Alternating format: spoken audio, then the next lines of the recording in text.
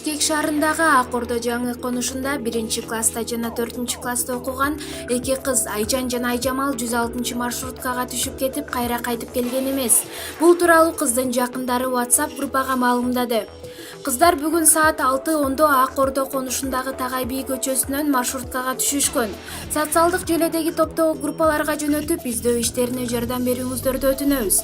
Биз туугандар издеп жатабыз. Ысымдары Айжан жана Айжамал деп билдирди кыздардын тууганы.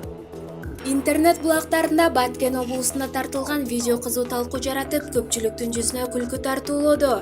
Видео интернеттеги ар түрдүү баракчаларда тартылгандыктан видеонун автору ким экендиги белгисиз.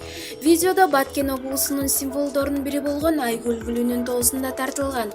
Анда ошол жердеги жигиттердин бири бийик чокууга чыгып, жергиликтүү элдин диалектиси менен эс алуучуларга эскертүү сөздөрүн айткан. Баарынан да анын орус жана англис тилинде сүйлөгөнү талкууга түшкөн. Айрымдары жигитти орус тилиндеги айрым сөздөрдү туура эмес айткандыгы үчүн катуу сынга да алып жетишишти. Жигиттин тамашалуу сүйлөгөнү көпчүлүктүн көңүлүн көтөрдү. Өзүңүздөрдүн коопсуздугуңуздарды сактаңыздар, Айгүл гүлүнү жулбаңыздар жана кайрыбаңыздар. Уважаемые отдыхающие, гости, не ломаем Айгүл гүлү, не оторвем, не сломаем. Штраф из 5 до 7 тысяч сомов. Когда спускаетесь вниз, сохраняйте меры безопасности. Нам нужно ваше здоровье.